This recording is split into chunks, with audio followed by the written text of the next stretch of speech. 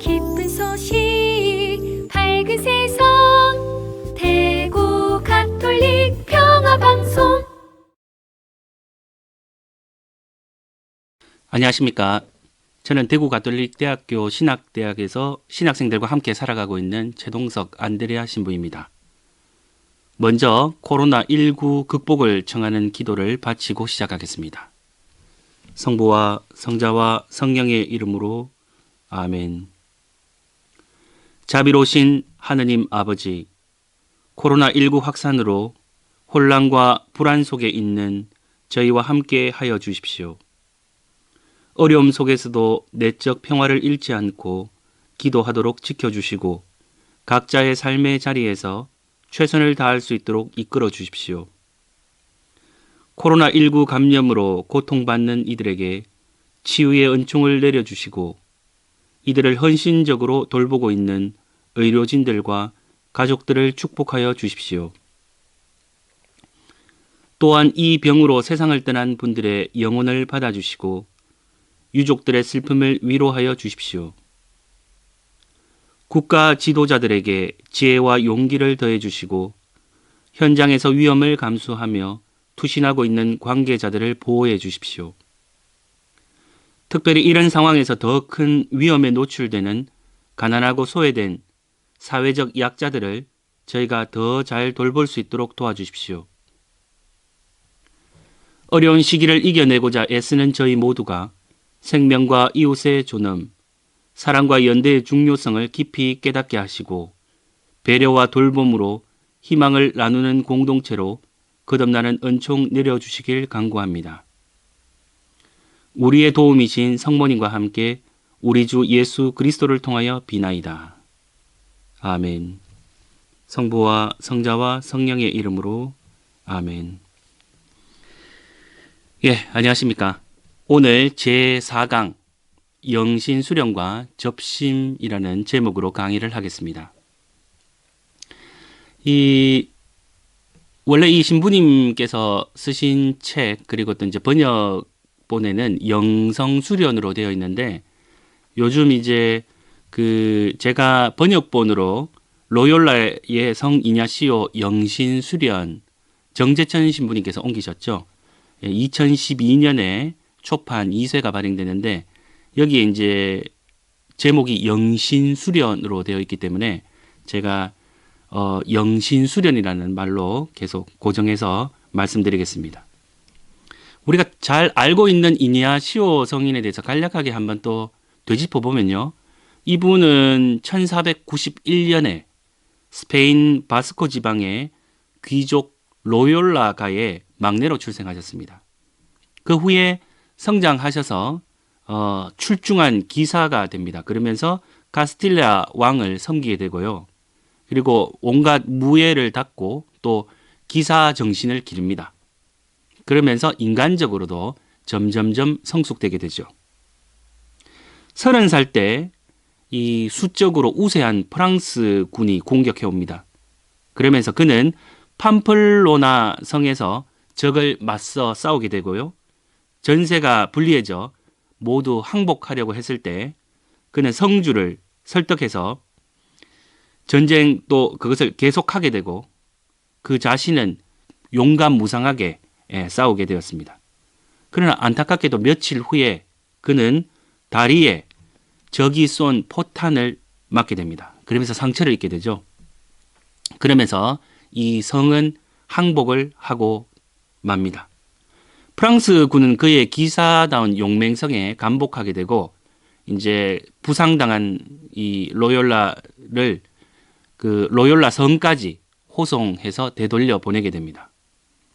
긴 요양 생활을 하는 동안 그리스도의 전기와 성인전을 읽기 시작했습니다. 그러면서 마침내 회개하게 됩니다. 그리고 스페인 중동부 지방에 있는 말레사라는 곳에 가서 마을에서 떨어진 이 동굴이 하나 있었습니다. 외딴 동굴에서 칩거하면서 육식을 끊고 사람들의 어떤 자선에 의해서 생활을 이어가게 됩니다. 매일 6시간 내지 7시간씩 무릎을 꿇고 기도하는 가운데 드디어 하느님 은총으로 깊은 신비 체험을 하게 됩니다. 그것을 이제 이렇게 노트에 기록해 두었는데 이것이 후에 영신수련이란 책으로 정리되기에 이릅니다. 이냐시오 성인은 파리에서 수학하던 중에 동료 7사람과 함께 수도 생활을 시작하죠. 이 모임을 발전시켜서 우리가 잘 아는 예수회를 창립하게 됩니다. 가톨릭 교회의 역사에 큰 변혁을 가져오게 되는 계기가 됩니다. 우리가 잘 아는 프란치스코 하비에르 성인 잘 아시죠? 예, 일본으로 또 가셔서 또 마테오 리치 신부님 중국으로 가지 않습니까? 마카오에서 또 북경까지 그 유명한 천주시리도 쓰게 되죠. 그리고 7극을 쓰신 판토아 신부님 등등 수많은 예수의 성인 신부님들을 우리는 알고 있습니다. 현재 프란치스코 교황님도 예수의 회원님이십니다. 그렇다면 오늘 이 강의에서는 이 영신 수련과 접심, 선에서 접심이라는 표현을 쓰는데요. 이것은 일정한 기간 안에 이 좌선을 하는 일을 접심이라고 간단하게 이야기할 수 있겠습니다. 유사점을 한번 살펴보겠습니다. 첫 번째 유사점은 이 자의 심을 끊는다는 겁니다. 앞에서 언급한 배경을 통해 미루어 짐작할 수 있듯이 영신수련에는 이냐시오 성인의 숭고한 기사적 정신이 맥맥하게 흐르고 있습니다. 그것은 선의 접심에서 볼 수 있는 준엄하고 철저한 정신과 매우 흡사합니다. 영신수련은 이냐시오 성인의 깊은 종교 체험에서 생겨났고 이 이른바 묵상자, 피정자라고 말할 수 있겠죠.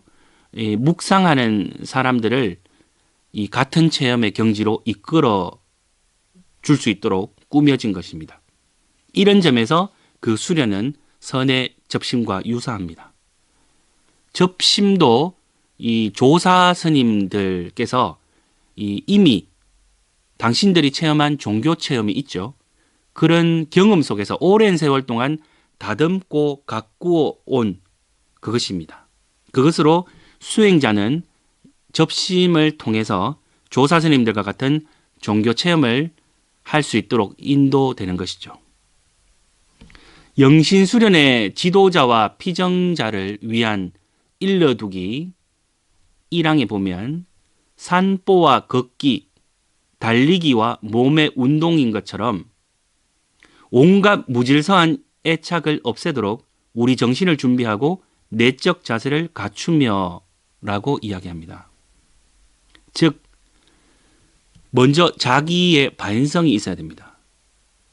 그리고 묵상, 미사 참례, 그리고 기도, 작업, 고행 등 모든 방법이 동원되기 때문에 영신, 그야말로 우리의 영적인 몸이라는 의미이겠죠. 그것을 단련하는 수련이라는 것입니다. 영신수련 76, 부칙 4를 보면 관상에 들어갈 때는 무릎을 꿇든지 땅에 엎드리든지 반드시 눕든지 앉든지 서든지 항상 내가 원하는 것을 찾는다라고 합니다. 그리고 주의사항을 덧붙이고 있는데 이것은 좌선에서도 그대로 적용될 수 있습니다. 가령 첫째, 무릎을 꿇은 상태에서 내가 원하는 것을 얻어 만나면 자세를 바꾸지 말 것이며 엎드린 상태에서 얻은 경우 등도 모두 같다. 둘째, 내가 원하는 것을 얻으면 그 요점에 머물되 앞으로 나아가려는 조바심을 갖지 말고 충분히 만족할 때까지 머문다. 우리 흔히 이렇게 사찰에 스님들 이렇게 보면 좌선하는 모습을 자주 보게 됩니다. 움직이지 않고 안정된 자세를 유지하는 데는 좌선이 가장 안성맞춤입니다. 또한 어느 한 점에 마음을 머물게 하는데도 좌선보다 더 뛰어난 방법이 없습니다. 이러한 좌선이 그리스도교적 기도에 큰 공헌을 할 수 있으며 그것이 이냐시오 성인의 영신수련 규정에도 어울린다는 것을 알 수 있습니다. 두 번째 유사점은 무엇일까요? 바로 정수, 고요하게 닦는 것이죠. 우리 왜 정숙 이런 말 들어보셨지 않습니까? 침묵입니다. 양쪽 다 영신수련과 선, 둘 다 조용한 곳에 물러가서 수행하면서 침묵을 지킵니다. 선의 접심은 보통 외딴 숲속에 선 도량에서 행해집니다. 그 사찰에서도 깊숙이 들어있는 선당, 말하자면 이제 수행성이 수행하는 집이라는 의미겠죠. 이런 선당에서 이래 동안 틀어박혀 외부와의 접촉을 일체 끊고 좌선에 전념합니다. 엄격히 침묵을 지키며 내적으로도 마음을 고요하게 합니다. 우리 멀리 찾을 필요가 없습니다. 우리 가톨릭 교회에서 행해지는 피정을 한번 생각해 보십시오. 외부와의 접촉을 끊고 격리된 수도원이나 명상의 집에서 행해집니다. 영신수련 20항에서는 다음과 같은 말이 나옵니다. 매인 것이 적고 가능한 한 모든 것에서 진보하고자 하는 이에게는 다음에 나오는 순서에 따라서 모든 영신수련을 준다. 이 경우 보통 친구들이나 아는 사람들과 일상 업무에서 멀리 떨어질수록 더 도움이 될 것이다. 중략하고요. 이렇게 외따로 지냄으로써 정신이 많은 일에 분산되지 않고 모든 관심을 한 가지 일, 즉 창조주를 섬기고 자기 영혼의 진보를 도모하는 데에만 쏟으며 그토록 원하는 것을 열심히 추구하는 데 우리의 본성적 능력을 더 자유롭게 사용하게 된다. 일단은 환경이 중요합니다. 외딴 곳. 물론 우리가 도시 생활을 하면서 외딴 곳에 갈 수는 없습니다. 그러나 가급적이면 사람들을 이렇게 피할 수 있는 고요한 곳이 중요하다는 것이죠. 세 번째 유사점은 지금까지 계속 강조한 대사 1번이라는 한자어죠. 크게 죽어야 한다는 겁니다. 그러면 크게 살아난다는 이 역동성. 접심과 피정의 세 번째 유사점이 바로 큰 죽음과 큰 삶의 역동적인 생명 원리입니다. 대사 1번 저루소생. 이와 비슷한 성경 구절이 있습니다. 요한복음 12장 24절에서 25절 말씀입니다. 내가 진실로 진실로 너희에게 말한다. 밀알 하나가 땅에 떨어져 죽지 않으면 한 알 그대로 남고 죽으면 많은 열매를 맺는다. 자기 목숨을 사랑하는 사람은 목숨을 잃을 것이고 이 세상에서 자기 목숨을 미워하는 사람은 영원한 생명에 이르도록 목숨을 간직할 것이다. 영신수련의 전체 과정에서도 이러한 생명 원리가 작용합니다. 영신수련은 4주간으로 나뉘어 있는데 하나씩 살펴보겠습니다. 영신수련의 첫째 주간. 첫 번째 주간의 주요 목적은 그야말로 회개, 마음의 회개입니다. 한자어로 표현하면 개심이라고 말할 수 있겠습니다. 죄로부터의 개심. 그러나 이것은 하느님의 생명을 살기 위해 요구되는 것입니다. 이를테면 죄의 죽음으로써 참되이 산다는 것이 첫째 주간의 주요 테마입니다. 선에서 스즈키 쇼산 선사의 다음과 같은 말이 보여주듯이 영신수련의 첫째 주간에 해당되는 과정이 있습니다. 삭발수계 때 마음에 새겨 알아두어야 할 도리가 있다. 이 몸은 부정 예악의 몸이요, 악업 번뇌의 몸이요, 우치 암둔의 몸이요, 사막 사취, 말하자면 지옥, 악귀, 축생, 아수라계를 말하죠. 이 사취에 떨어질 몸이요, 사고, 팔고, 그러니까 4가지, 8가지 고통을 말합니다. 이것을 당해야 할 몸이다. 그런데도 부처와 조사들은 이 세상에 나와 난행과 고행의 공로로 갖가지 마땅한 방편과 이루 헤아릴 수 없이 다양한 가르침을 우리에게 남겼다. 탁세 말대에 우리에게 이르기까지 구하여 건지려는 그분들의 원력 참으로 고맙도다. 중간 생략하고요. 이제 불제자가 되는 것은 기쁨 중에 기쁨, 그보다 더 큰 일이 있으랴. 반드시 성불, 득탈, 해탈이죠. 해탈을 얻게 하리라는 대서원을 바라고 부처와 조사들의 가르침을 지켜야 한다. 이러한 가르침이 영신수련에도 비슷한 표현들이 있습니다. 가령 보면 58 제3요점을 보면요. 넷째, 나의 모든 타락과 육신의 추함을 본다. 다섯째, 나 자신을 그런 숱한 죄들과 사악함, 더러운 독을 품어내는 종양이나 골문 상처로 생각하며 바라본다. 48항에는요.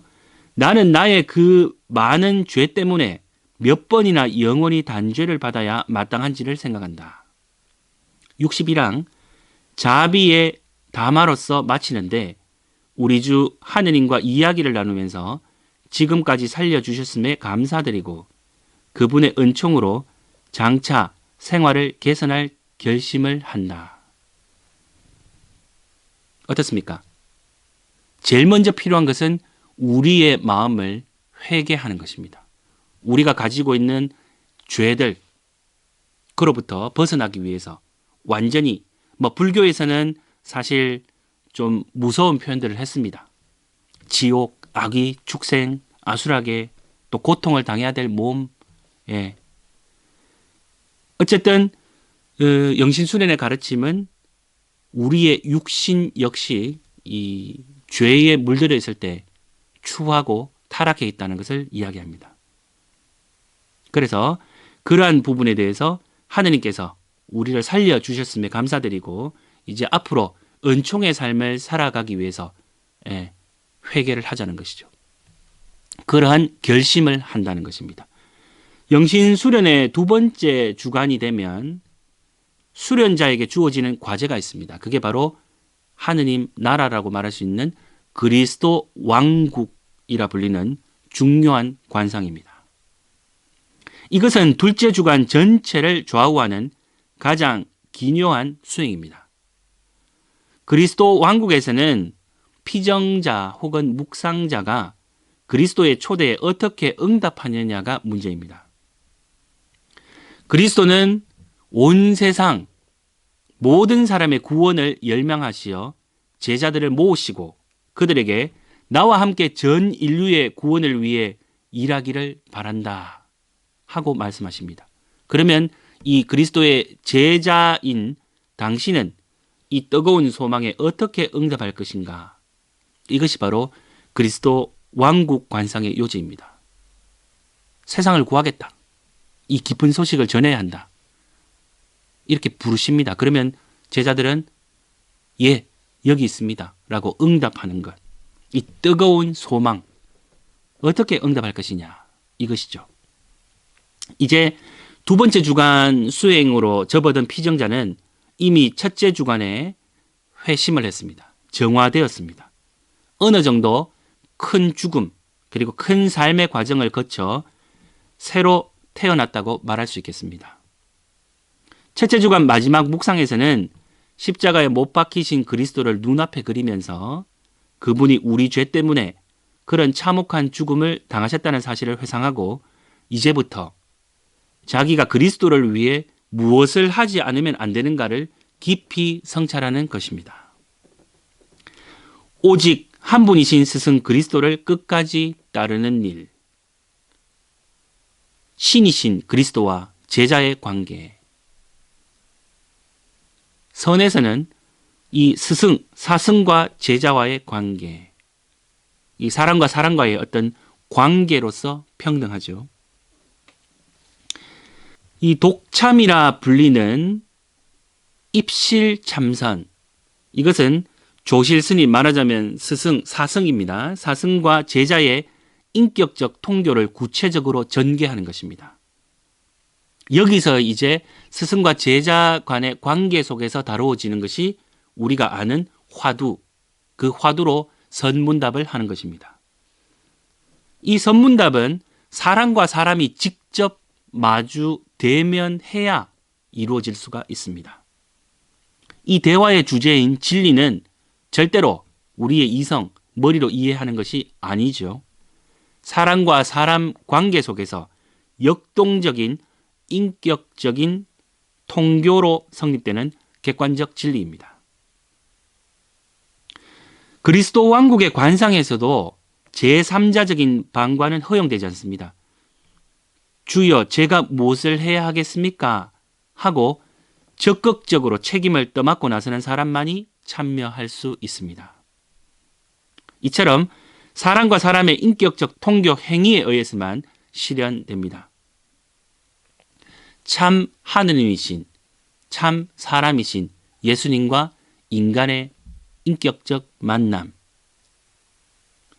제자가 그리스도께 완전히 반해서 당신을 위해 자기 목숨을 바칠 정도가 되어야 그리스도의 왕국이 이루어지는 것이죠. 그리스도 왕국 관상 끝에 피정자는 그리스도께 자기를 봉헌하면서 마음속으로 다음과 같이 맹세합니다. 98항입니다. 영신수련. 오직 당신께 더 큰 봉사와 찬미가 되도록 온갖 모욕과 비난을 감수하고 모든 정신적, 실제적 가난에 이르기까지 당신을 본받기를 원하고 바라며 이를 신중히 결정하였사오니 부디 저를 이런 생활과 신분으로 선택하여 주시고 받아 주시옵소서. 이 서원 안에는 큰 죽음과 큰 삶이 힘차게 약동하고 있습니다. 주님을 본받겠다는 결심은 가난해진 그리스도와 함께 가난해지고 모욕을 당하신 그리스도와 함께 모욕당하기를 바란다는 것입니다. 피정자는 그리스도 왕국의 근본 정신을 마음 깊게 간직하면서 그리스도의 육화와 탄생, 또한 그분의 생애를 차례로 묵상합니다. 그리고 마침내 영신수련의 중심 과제에 직면하게 되죠.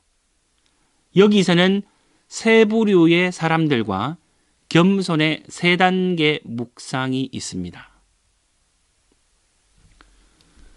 150항에 이렇게 쓰여 있죠. 하느님의 사랑 때문이라고 할 수 없는 이유로 각각 온전하게 또는 순수하게 엄청난 액수의 돈을 갖게 되었다. 원문에서는 1만 두카도라고 하는데 환산을 해보면 대략 최소한 10억 원에 해당한다고 합니다. 그런데 그들은 모두 구원되기를 바라고 있고 우리 주 하느님을 평화롭게 만나기를 원하며 취득한 재물에 대한 애착으로 생긴 큰 어려움과 장애를 없애고자 합니다. 돈을 10억을 갖고 있습니다. 이제 이 세 부류의 사람들은 어떻게 이것을 가지고 이 재물에 대한 애착으로 생긴 어려움과 장애를 극복해 나가는가? 거기에 대한 이야기입니다. 153항에서 155항까지입니다. 먼저 첫 번째 부류는 우리 주 하느님을 평화롭게 만나고 구원을 얻기 위하여 취득한 재물에 대한 애착을 끊기를 원하지만 죽는 순간까지 어떤 수단도 쓰지 않는다. 두 번째 부류는 애착을 끊기를 원하되 취득한 재물을 지닌 채 애착을 끊기를 원하여 자기가 원하는 쪽으로 하느님이 오시기를 바랄 뿐 설사 자신에게 더 나은 상태라고 해도 하느님께 가기 위해 그것을 놓을 결심을 하지 않는다. 세 번째 부류는 애착을 끊기 원하는데 취득한 재물을 갖느냐 안 갖느냐 하는 애착까지도 버리기 원하며 그것을 원하느냐 원하지 않느냐를 단지 우리 주 하느님 뜻에 따르고 또 하느님께 더 큰 봉사와 찬미가 됨직한 것에 따르고자 한다. 그리고 애착을 모두 버리고 오직 우리 주 하느님께 대한 봉사를 위해서가 아니라면 취득한 재물이나 다른 어떤 것도 원하지 않기로 힘쓴다. 어떻습니까, 여러분? 우리 주 하느님은 영적 현실입니다.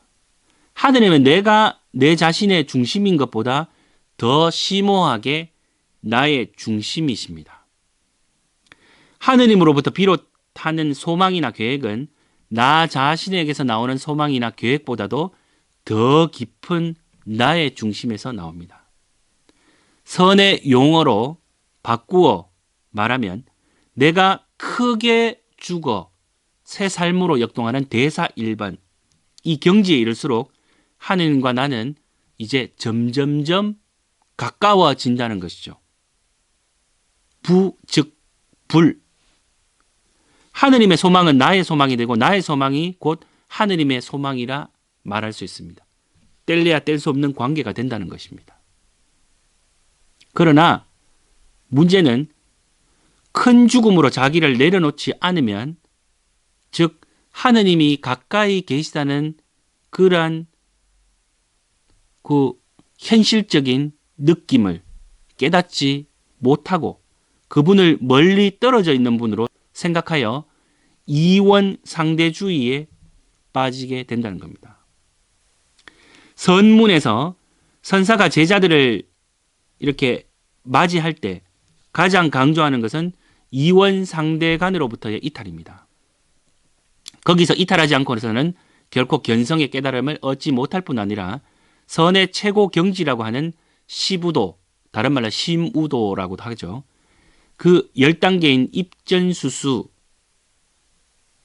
이와 같은 이문자재의 유의삼매에 결코 이르지 못할 것입니다. 물론 이제 우리는 가톨릭 신자이죠. 구분을 해야 됩니다. 내가 곧 부처이고 부처가 곧 나다라는 이런 도식이 절대 아니죠. 우리는 여기에서도 또 차이가 있습니다. 여기에서는 교리적인 어떤 이러한 문제가 아니라 하느님이 곧 나다라는 것은 아닙니다. 일치이죠. 근데 이제 불교에서 말하는 개념은 조금 여기에서 조금 틀린 개념은 있습니다. 예, 지금 말하는 것은 어쨌든 우리가 이원상대주의라는 사고를 가지게 되면은 발생할 수 있는 문제를 지적하는 것입니다.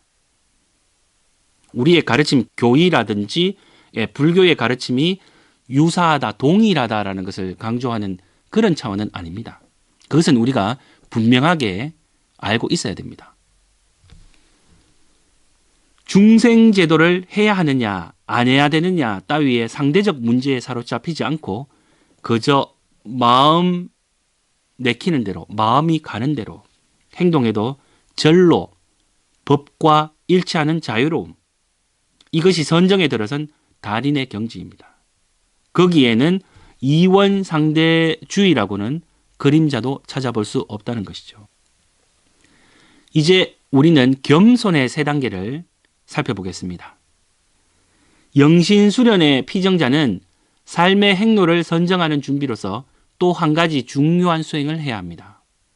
겸손의 세 단계가 그것입니다. 일종의 유형이라고 말할 수 있겠습니다. 영신수련 165에서 167항까지 이야기입니다. 첫째 방식의 겸손은 구원을 위해 필요한데 할 수 있는 한 나를 낮추고 겸손을 다하여 모든 일에서 우리 주 하느님의 법을 따르는 것이다.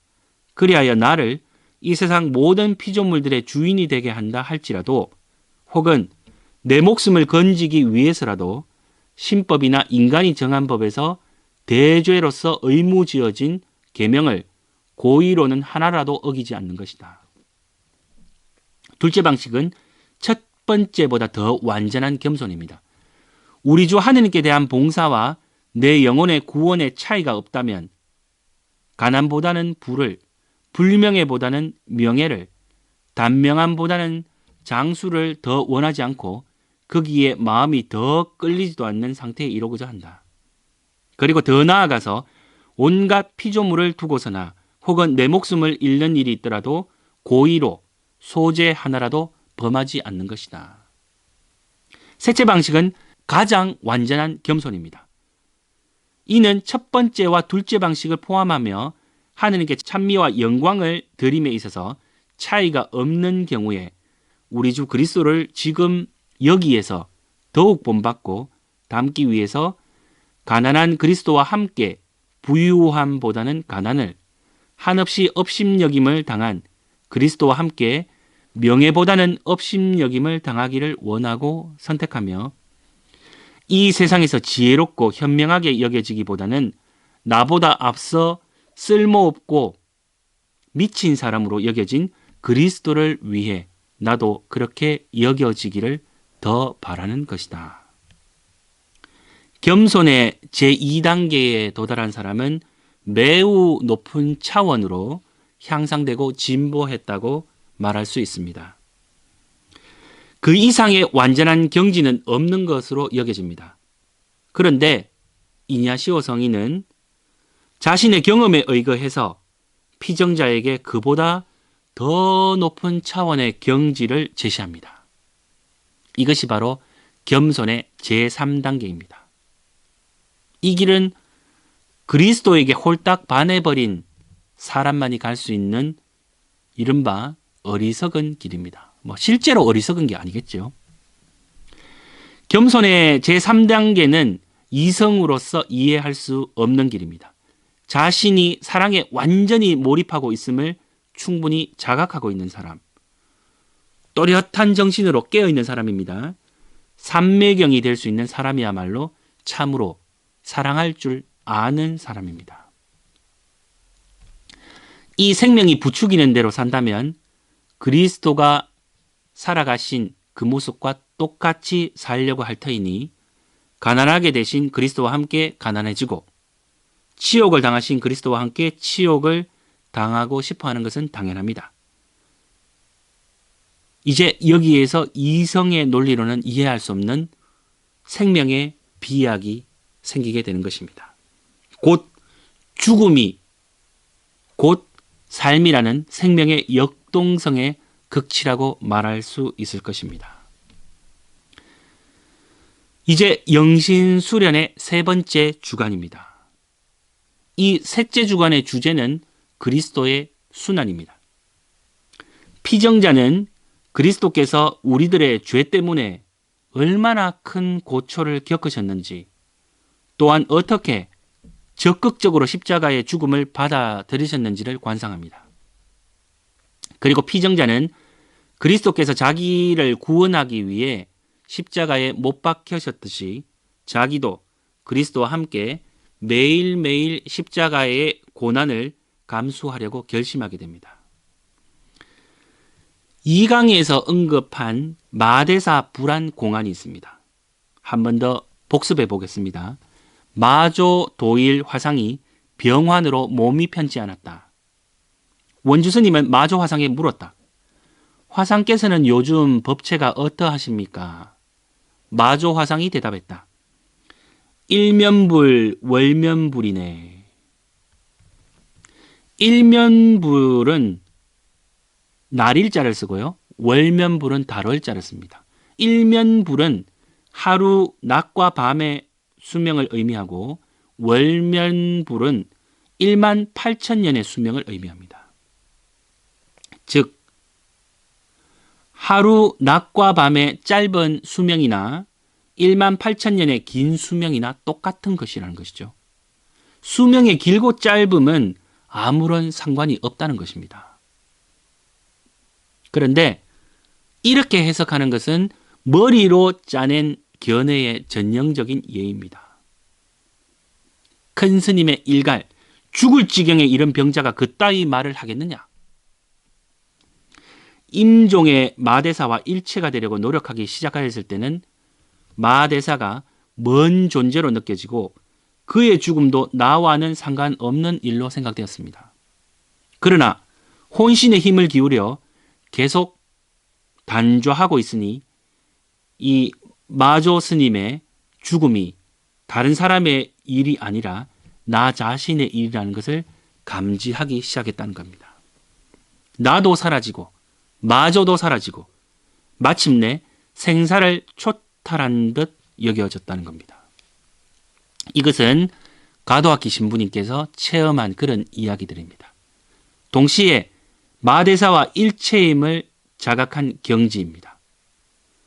이제 이 마조 스님과 신부님 사이에는 종이 한 장의 틈만큼도 떨어져 있지 않다는 것을 알게 되고 이것은 단순히 정신적 자각뿐 아니라 몸 전체의 눈뜸이라고 합니다.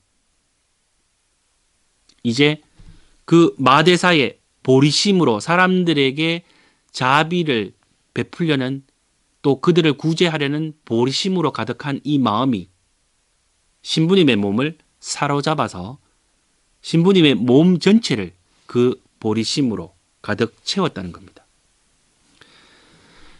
여기서 생사해탈의 세 단계가 있습니다.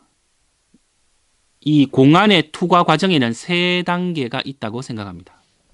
첫 번째는 머리로 공안을 생각하는 단계입니다. 온갖 이성으로 이렇게 재보고 저게 어떻게 가능할까? 이것은 무슨 의미이지? 왜 이런 말씀을 하실까? 과연 이게 무엇일까? 이 단계입니다.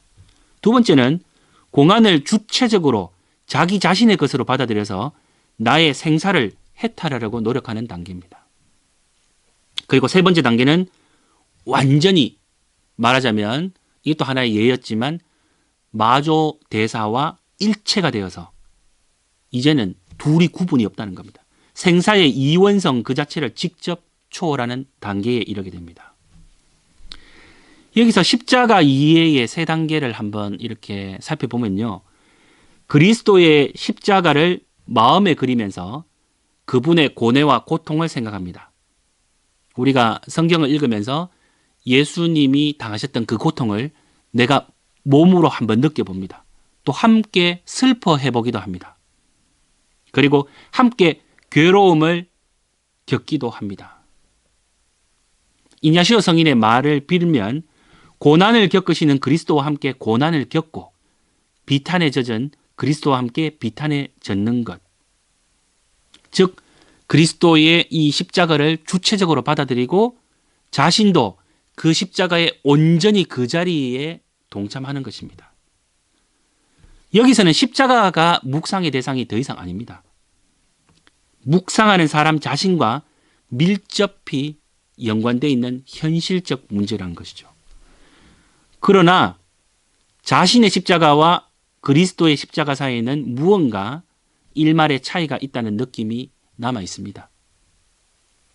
그리고 방금 예로 든 마대사 불안, 이 공안을 투과한 직후 이제 신부님은 그리스도의 십자가와 당신의 십자가 사이에는 종이 한 장의 차이도 없다는 것을 알았다고 말씀드렸습니다. 전 인류를 구원하겠다는 이 비원으로 충만한 그리스도의 십자가상의 몸이 나의 몸을 사로잡아 같은 원의로 충만케 하고 마침내 나의 몸이 그리스도 십자가상의 몸으로부터 생명을 받게 되는 것이라는 것이죠. 내 육체가 사는 것이 아니라 그리스도의 몸이 산다고 할 수 있습니다. 더 이상 내가 사는 것이 아니라는 겁니다. 따라서 영신수련 셋째 주관과 선의 접심이 비슷하다는 것도 어느 정도 이해할 수가 있습니다. 이제 네 번째 주관입니다. 그리스도의 부활. 피정자는 역사적 사건을 묵상하면서 그리스도의 큰 영광과 기쁨에 동참하는 것입니다.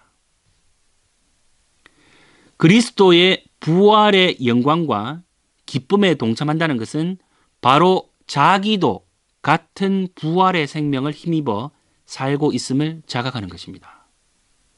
이런 자각을 해야 비로소 그리스도 신자는 그리스도와 같이 부활의 생명력이 이끄는 대로 자유롭고 활달하게 다른 사람들을 위해 자신의 생명을 불태우며 살 수 있게 될 것입니다. 우리 흔히 신자들 만나면 부활 체험을 해보셨습니까? 이런 질문을 합니다. 이런 질문을 하면 갑자기 좀 턱 막히게 되죠. 우리는 예수님의 부활을 이미 살고 있습니다. 그런데 부활 체험이 과연 무엇일까? 나에게도 부활 체험을 예수님과 똑같은 그 체험, 예수님이 나에게 보여주신 당신의 부활을 나는 어떻게 받아들이고 있을까? 그런 근본적인 이런 질문에 부딪히게 될 때 우리는 한 번씩 당황하기도 하고, 그렇지. 이것이 바로 나에게 있어서 부활 체험이지라고 또 체험을 이야기할 수도 있을 것입니다. 선에서 십자가와 부활을 이해하는데 도움이 되는 두 가지를 배웠는데, 살인도 좀 표현이 좀 무섭습니다만은 사람을 죽이는 칼인 동시에 사람을 살리는 활인검이라는 것입니다. 무문관 제14칙 다시 한번 살펴보겠습니다. 남전 스님이 어느 때 동당 서당 간에 고양이 새끼 한 마리로 시비가 벌어졌기 때문에 고양이 새끼 목을 움켜잡아 들어 올리고 대꾸가 맞으면 살리고 대꾸가 맞지 않으면 죽이리라 하니 대중에 한 사람도 대꾸가 없었다. 스님은 드디어 이를 잘랐다. 밤늦게 조주가 외출해서 돌아왔기에 스님은 조주에게 낮에 있었던 일을 말하니 조주는 아무 말 없이 신발을 벗어서 머리에 이고 나갔다. 스님은 만약 네가 있었더라면 고양이 새끼는 죽지 않았을 것을 하였다. 세상이 싸우는 이유 중에 하나가 의견이 다르기 때문에 그렇습니다. 사물을 바라보는 이 관점이 다릅니다. 이원 상대적으로 보는 한 언제나 싸움은 그치지 않습니다. 사실 이 공안은 일상생활의 구체적인 상황에서 이원 상대적 관점을 끊어버리는데 매우 중요한 역할을 할 수 있습니다. 고양이를 잘라버리는 남전스님, 동서양당으로 갈라져 서로 싸우는 인간 족속에 대한 피눈물 나는 호소였습니다.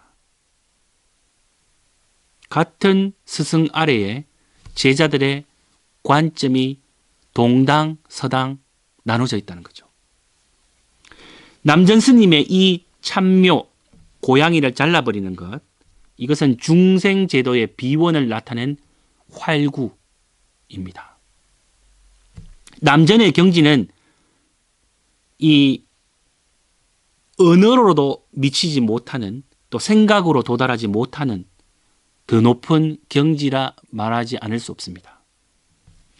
남전은 고양이를 잘랐을 뿐 아니라 자기 자신도, 그리고 운수들도, 거기에 있는 스님들도 다, 양쪽에 동당서당도 다 잘라버린 것이죠. 그것을 안 순간 이 공안의 답은 아주 쉽게 튀어나왔습니다.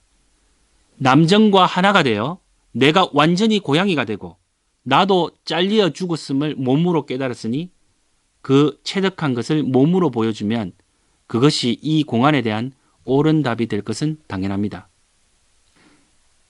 이 가도아키 신부님께서 이 공안을 전반을 투과한 뒤에 기묘하게도 그리스도 십자가 신비에 관한 새로운 이해의 빛을 받았다고 합니다. 그리스도 십자가는 무한한 신비를 담고 있으니 나의 하찮은 체험으로 그것을 남김없이 통찰할 수 있으면 너무나 명백하고, 또 당신이 이해한 것이란 무한한 신비에 비하면 차라리 무지라 해야 할 것이다 라고 고백합니다. 마대사 불안에서 배운 것은 십자가의 전체 실상의 아주 적은 부분에 지나지 않습니다. 그러니 남전 참묘가 거기에 새로운 빛을 던져주었다고 해도 놀라운 일은 아닙니다. 이 공안은 당신의 십자가 이해에 던져준 새로운 조명이란 아버지신 하느님과 십자가와의 관계였습니다. 지금 십자가를 지고 있는 나 자신과 십자가에 달리신 그리스도가 하나다라는 깨달음은 앞서 말씀드린 마대사 불안에서 얻은 통찰에 비치고, 방금 말씀드린 남전 참묘의 참구에서 배운 것은 당신의 사랑하는 외아들 예수를 십자가에 못 박으신 성부의 처절한 모습이었다고 합니다. 그렇게 깨달았습니다. 그리스도 교회의 교리에 의하면 인류는 원죄로 말미암아 그 본원인 하느님을 덩저 떨어져 나오고 자신과 하느님 사이에 인간 편에서는 넘을 수 없는 벽을 만들고 말았습니다. 이 벽이야말로 모든 이원 상대적 분리의 근원입니다. 육신과 마음의 대립, 이성과 욕정의 상충, 사람과 사람의 단절, 민족과 민족의 투쟁, 국가 간의 전쟁 등 모든 불협화의 원인은 궁극적으로 하느님과 인간의 이 절연, 끊김에 있었습니다. 이 궁지에서 벗어나는 길은 하나밖에 없습니다. 그것은 하느님과 인간 사이의 벽을 타파하고 하나가 되는 겁니다. 바로 일치를 이루는 것입니다. 전 인류의 구원은 그리스도 안에서 원칙적으로 성취되었다고 말할 수 있습니다. 이미, 그러나 아직 성부께서 이 실제가 꽃피고 열매 맺기를 원하시고 당신의 사랑하는 외아들이 십자가상의 죽음으로써 전 인류의 죄를 속량하기를 바라셨고 또 우리는 그 하느님 나라를 이루어 가고 있습니다. 아버지이신 하느님의 이러한 인류 구원의 비원은 생각할수록 처절하다고 말하지 않을 수 없습니다. 가장 사랑하시는 외아들을 죽이기까지 한 그 비원은 참으로 비극적 신비입니다.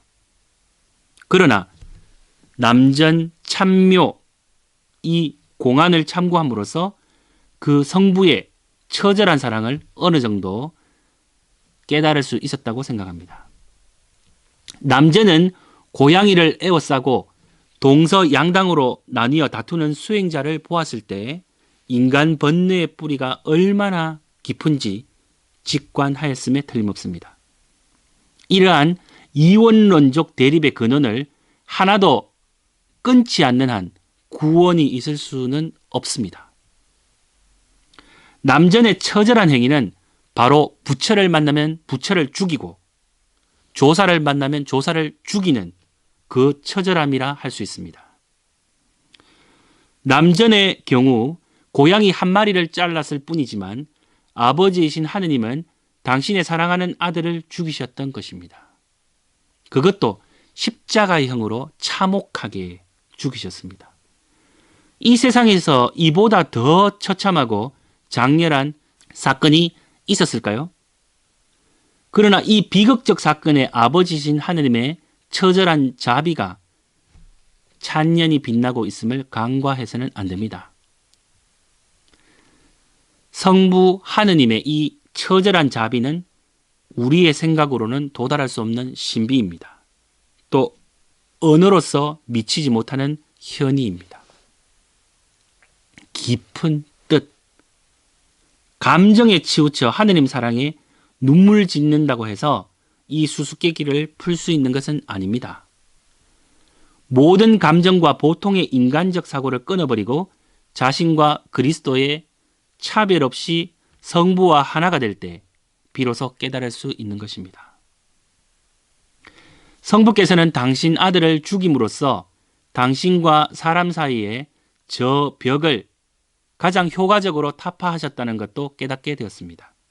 그러니까 성부께서는 성자를 죽였을 뿐 아니라 전 인류를 다시 소생시켜 새로운 생명으로 살게 하셨던 것입니다.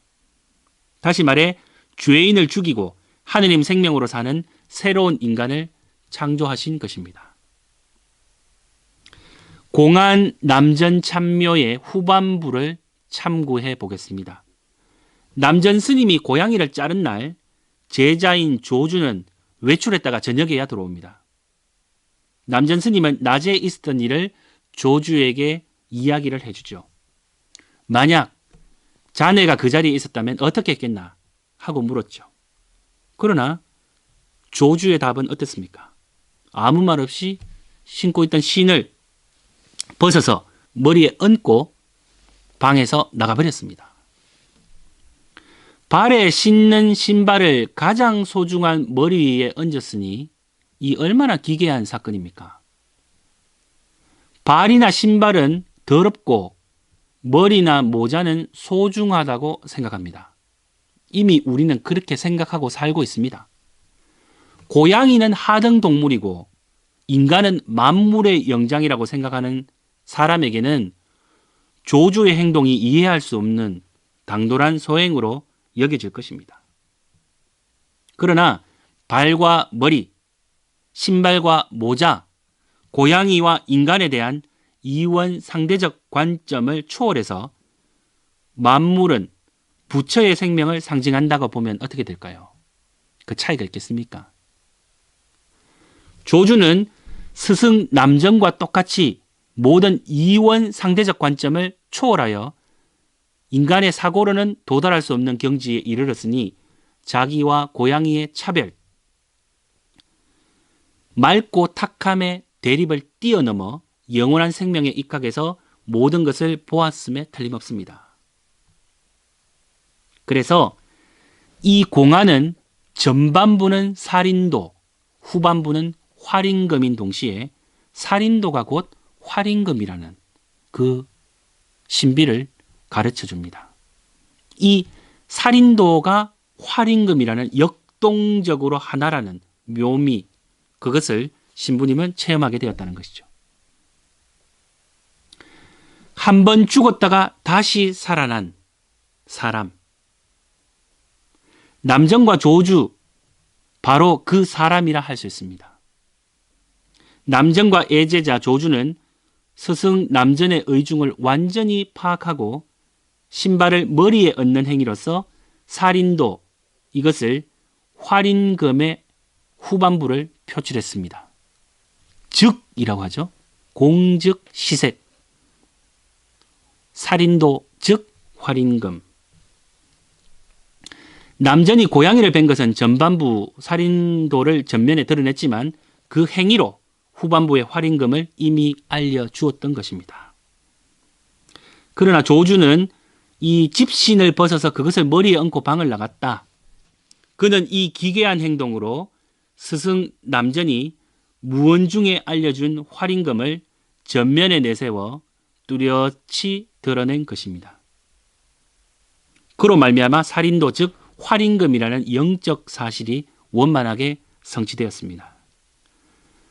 이 공안을 투고한 후 양자가 역동적으로 동일하다는 것을 깨달았습니다. 그래서 신부님께서는 그리스도의 부활 신비를 새로운 각도로 이해할 수 있었던 것입니다. 십자가 곧 부활. 그리스도의 부활은 십자가상의 죽음과 불가분의 관계가 있습니다. 그것을 가장 뚜렷하게 밝혀주는 대목은 그분이 순환 직전 하느님 아버지께 기도하신 말씀입니다. 요한복음 17장 1절을 인용하겠습니다. 예수님께서는 이렇게 이르시고 나서 하늘을 향하여 눈을 들어 말씀하셨다. 아버지, 때가 왔습니다. 아들이 아버지를 영광스럽게 하도록 아버지의 아들을 영광스럽게 해주십시오.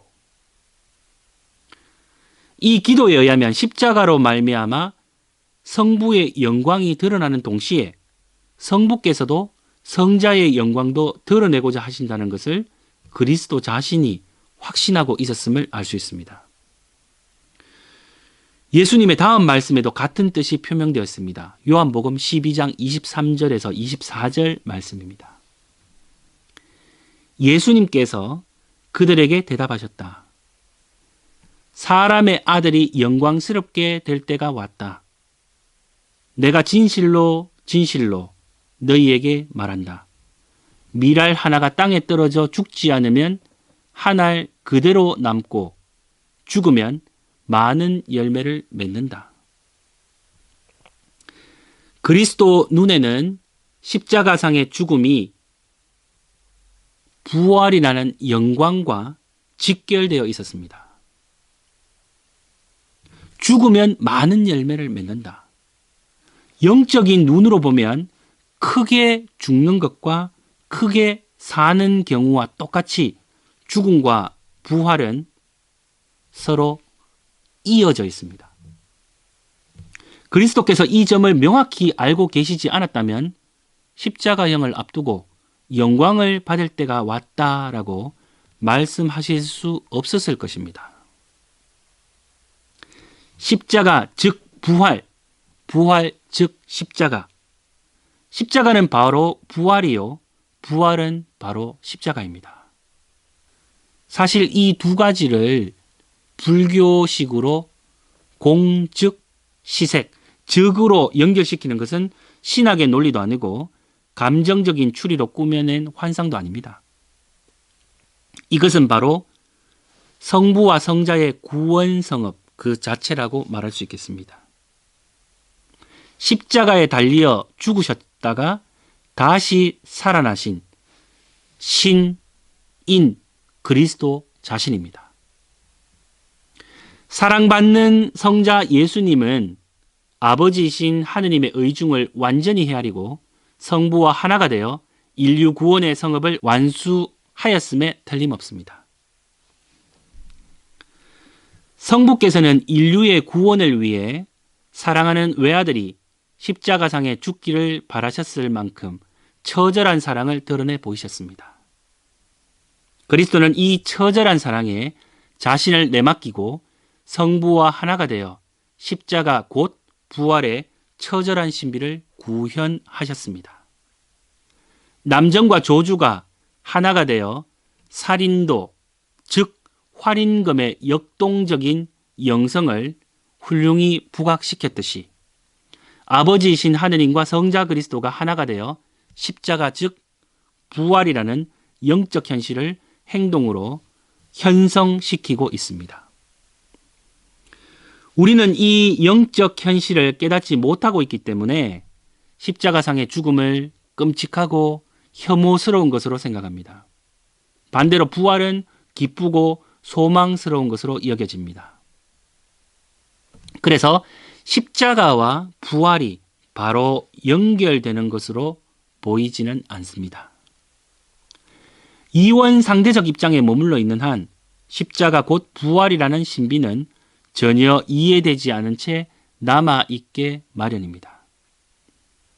삶과 죽음, 십자가와 부활을 분리해서 보는 이원상대관을 초월하여 세상 만물이 하느님의 생명을 나타낸다고 보는 경지에 도달해야 비로소 그 완전히 새로운 현실을 깨닫게 될 것입니다. 그런데 십자가 곧 부활이라는 이러한 신비를 깨달으려면 우리도 그리스도와 함께 십자가를 지지 않으면 안 됩니다. 하느님의 약동하는 생명에 그리스도와 함께 자신을 내맡길 때 비로소 십자가 곧 부활이라는 진실을 직접 체험하며 체득할 수 있습니다. 만약 십자가가 곧 부활이라는 진실을 깨달을 수 있다면 하느님의 생명이 부추기고 이끄는 대로 자유롭고 활달하게 전 인류를 위해 우리의 생명을 불태우며 살아갈 수 있습니다. 고난도, 죽음도 다 하느님의 생명입니다. 진실을 깨닫고 하느님의 약동하는 생명과 하나가 되어 사는 사람은 참으로 보람찬 생애를 보낼 수 있을 것입니다. 여러분 어떻습니까? 여기까지가 선과 성서, 한 가톨릭 사제의 참선 체험에 관한 이야기입니다. 무엇보다 중요한 일은 이론이 아니죠. 체험하는 일입니다. 성경을 읽으면서 성령께 우리의 생각과 마음, 모든 것을 내어 맡기고 한편 하느님께서 우리에게 들려주시려는 구원을 향한 복된 이야기들을 듣는 시간들을 가지면 좋겠습니다. 나에게 가장 소중한 시간을 내어드리며 기도하는 하루로 시작하면 좋겠습니다. 4주 동안 함께 해주신 애청자분들에게 감사드립니다. 좋은 하루 되십시오. 마친 기도로 영광송 함께 바치겠습니다. 성부와 성자와 성령의 이름으로 아멘. 영광이 성부와 성자와 성령께 처음과 같이 이제와 항상 영원히 아멘. 성부와 성자와 성령의 이름으로 아멘. 감사합니다.